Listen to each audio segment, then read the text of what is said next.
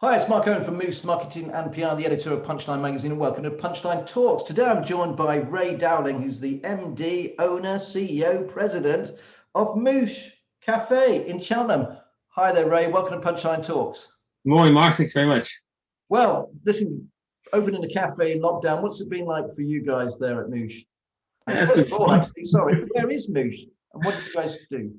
Yeah, Moosh is in Charlton Kings in Cheltenham, so we're right in the village of Charlton Kings, and we're a coffee shop serving, I suppose, coffee, cake, some savoury toasty sandwiches, sausage rolls, things like that, and we also do prosecco, pins, gin and tonics as well. So we're sort of primarily a coffee shop, though. A grab and go has been very popular over the last year. So yeah, looking forward to getting people back through the door and seated. How much money do you reckon you've lost during the lockdown? Don't mind me asking. That's a very tricky one because we opened in lockdown. So we actually opened the doors in June of last year. So wow. So for us, it's not so much what we've lost; it's what we sort of haven't managed to capitalize on or track through. So we don't know what the norm is really. So was there times where you're thinking, shall I open this at all, or just hold back? And why did you finally open? Was it because there were the lockdown eased, the first lockdown, and thought I'd just go for it? What was that? What was that thought process? Yeah.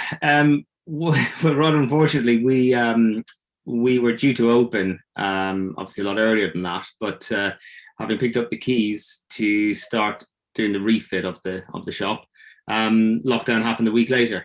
So we were really quite stuffed for a few months, and that proved difficult to furnish it, to get the trades in and get the worktops, etc. So that was really tough. And once the announcement came that we were allowed open, it was around beginning of June last year. We decided, well, we've no furniture, we're a skeleton, but let's just go for it, because there was nothing else open in the village, so there was nowhere to get a coffee.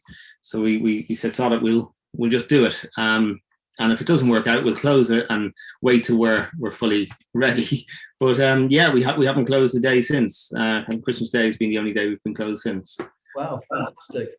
How much money? Some days I think you probably shouldn't open, but how much money did you invest in the company? To if you don't mind, and also, what's the biggest thing you've learned through the process of this? The investment. I quite honestly, I couldn't put a figure on it, because it's never ending. But we bought the business as a going concern. And then obviously refitted it, and did all of that. The biggest thing we've learned, you cannot predict who and what's going to come through the door and when they're going to do that.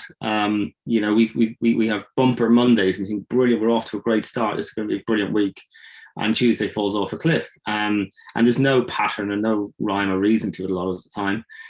So that's probably what we've learned mostly, is that we just really cannot predict. So how do you manage that as a business then? When because obviously you've got to buy fresh milk in, you've got to buy food in, you're going to have a lot of throwaways otherwise. How the hell do you manage your cash flow with that kind of business? Yeah, it's very difficult. I mean, in terms of managing cash flow, it's very good because obviously everyone's paying there and then, and the funds get transferred the next day. So that element is okay, but it's the investment. Yeah, you're pre-buying, the coffee or the milk or the cake, and just trying to sort out, or figure out what those orders are going to be are quite difficult. But we kind of try to adapt and to use one of the great buzzwords, pivot what our offering is, or put an offer out in order to try and encourage some of that consumption along. So whether it's an e-coffee cup with a free coffee, or whether it's a coffee and cake deal or something like that, we'll see what's selling and what's not, and just try and really encourage those sales along. You couldn't have done too badly because you're going to open another one, aren't you, in Cheltenham, I believe? Is that Yeah. the photograph that you've sent over to me as well? Yeah, that is yeah. So that's quite a different type of setup. Moosh is very much in the heart of the community. And there's the Irish stall. That's the Irish window from St Patrick's Week, which has gone down a treat. But yeah, so we're opening in on the High Street in Cheltenham in a couple of weeks' time. So there's obviously quite a few venues and coffee shops in town, but I think habits are changing as well, and I think more and more coffee is going to be drunk, and now people can get back out a bit more, and I suppose the long-term effects of working from home, people want to get out a little bit, and I think working from home is going to stay for a long time to come, and the new venue, it sort of allows for that sort of working environment as well. So it's a really nice space, and yeah, we're going to welcome people in with their laptops as well, and it's quite a cool little spot. Turf, obviously you're a member of the Turf Group. What's that been like for you personally, and how have they helped? Yeah, the Turf. I'm not sure how many were the founding members of it, but it's growing all the time, and there's such a huge, diverse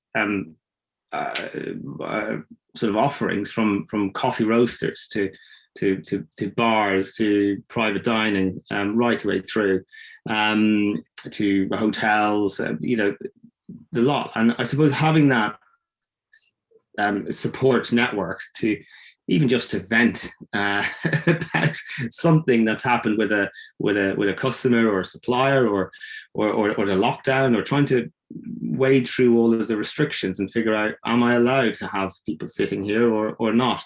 So there's a huge support network, and I suppose just having like-minded people that we're all different in our views and in our offerings, but we have a lot in common, and that really helps to sort of you're not alone in it. You've got a lot of support there. Yeah, it's a good bit of banter go through it as well. So two quick questions, because we're running out of time, Ray, because this time always goes extremely quickly, as you've probably gathered. Yeah. One is, what did you do before you opened Moosh? And the second one is, what's your Turf auction prize, so we could give that a bit of a push as well. So what did you do before Moosh? Yeah, so well, on the Turf auction prize, the auction actually has been incredibly successful, but that has come to a close. So but it's been brilliant, great PR, lots of people involved. All of the brands, I think it's about 30 odd venues, and it's been a tremendous success. I don't have the final figure of what's been raised, because there is a charity element to it as well. But yeah, that's been really. And what did I do before? I still kind of do it really. Property marketing. So I'm a photographer by profession or by trade, and yeah, I'm involved in property marketing with house builders, estate agents, developers, things like that. So yeah, I wouldn't been out of place on with Boris laying his bricks yesterday on that building site. But yeah. Oh, that was great fun. Ray, thanks ever so much. Really great to miss you. Good luck with the new venture, and hopefully all the guys here from Punchline will be popping in for a coffee. Anyway, thanks very much. Thank you. Bye.